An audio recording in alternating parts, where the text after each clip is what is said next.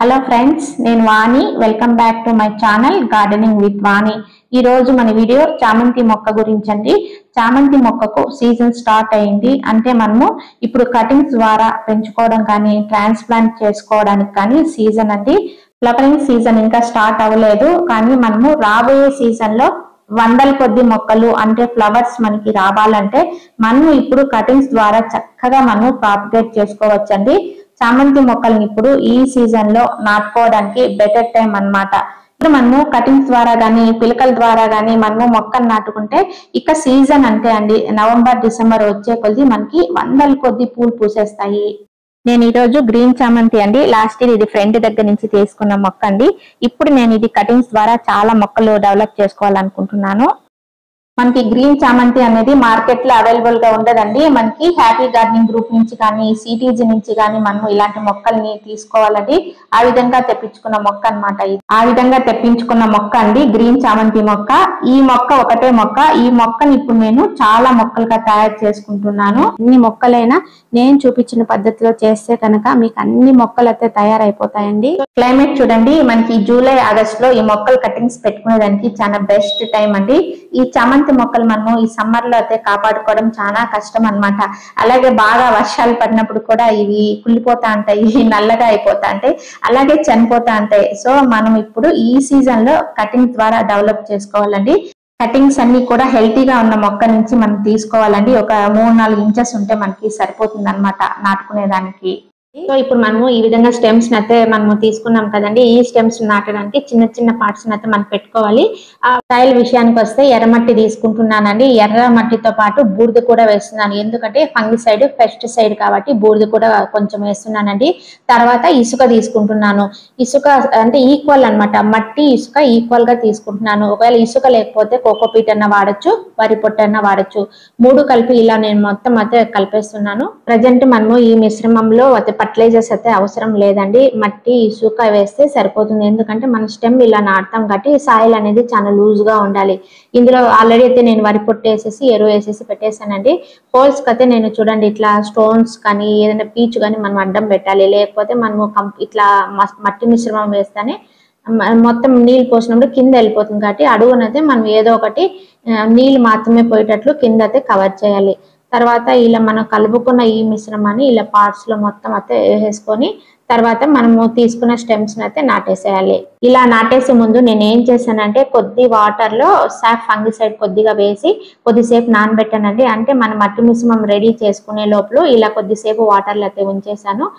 తయారైపోయిన తర్వాత మళ్ళీ ఇలా చిన్న చిన్న పార్ట్స్ లో అయితే పెట్టేస్తాను. సాఫ్ ఫంగిసైడ్ అనేది ఏ కంపెనీదైనా తీసుకోవచ్చు అండి. మనకు ఫంగిసైడ్ అని ఉంటే చాలన్నమాట.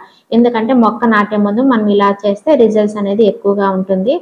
ఒక్కొక్కసారి మన చామంతి మొక్కలు డల్ అయిపోతా ఉంటాయి, ఆకులు అయితే ఎల్లో కలర్ అయిపోయి వాడిపోయి కింద పడిపోతూ ఉంటాయి కదా. అట్లాంటప్పుడు ఈ సాఫ్ ఫంగిసైడ్ వాటర్ ని మనం చల్లినాం అనుకోండి, మళ్ళీ మొక్క అనేది చాలా యాక్టివ్ అయిపోతుంది అనమాట. అందుకోసమని ఇది ఫంగిసైడ్ అనమాట.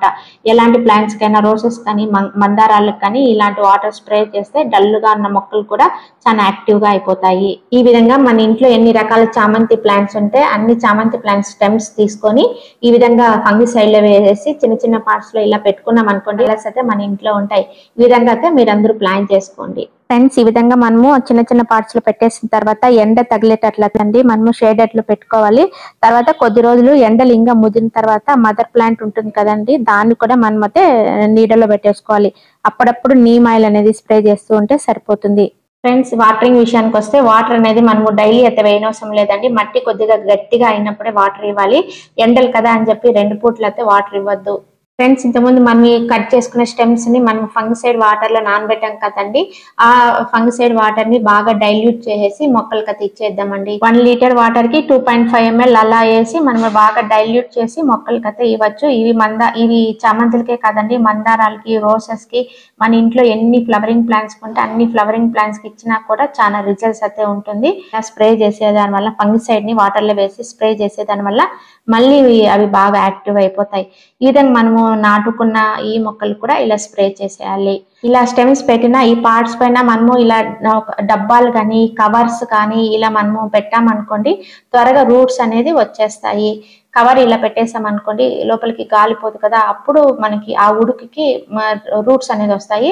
ఇలాంటి ప్లాస్టిక్ డబ్బాలు కానీ ఏదైనా దానికి సరిపోయే డబ్బాలు ఏదైనా పైన కవర్ చేసేసాం అనుకోండి, త్వరగా రూట్స్ అనేది వచ్చేస్తాయి. ఇలా డబ్బాల పైన పెట్టేయడం వల్ల ఏమవుతుందంటే ఆ వేడికే రూట్స్ అనేది వచ్చేస్తాయండి. తర్వాత వాటరింగ్ విషయానికి వస్తే మనం అప్పుడప్పుడు ఓపెన్ చేసి కొద్దిగా వాటర్ ఇస్తే సరిపోతా ఉంటుంది. ఈ విధంగా చేస్తే కనీసం అంటే మనకి 1 monthకే మనకి వీటికి వేర్ అనేది వచ్చేస్తుంది. ఇప్పుడు చూపిస్తున్నాను చూడండి, వేర్లు చూడండి ఎంత చక్కగా వచ్చేసాయో కదా. మన దగ్గర ఒకవేళ నచ్చిన కలర్స్ లేకపోతే మన ఫ్రెండ్స్ దగ్గర కానీ ఎక్కడైనా కానీ ఉంటే ఇలా కొమ్మలు తెచ్చుకొని ఇలా నాటుకుంటే చక్కగా అయితే గ్రో అయిపోతాయండి. ప్రతిసారి మనము నర్సరీకి వెళ్ళి తెచ్చుకోవాల్సిన అవసరం లేదు. చూడండి ఎంత చక్కగా వచ్చేసాయి కదా, 1 month కన్నా చక్కగా వచ్చేసాయి. ఇప్పుడు మనము వీటిని ఏం చేయాలంటే ఎండకైతే ఎక్స్పోర్ట్ చేయకూడదండి. ఎప్పుడు కానీ మనము రీపాట్ చేసిన మొక్కల్ని ఎండకు ఎక్స్పోర్ట్ చేయకూడదు, సెమీ షేడ్ లోనే ఉండాలి.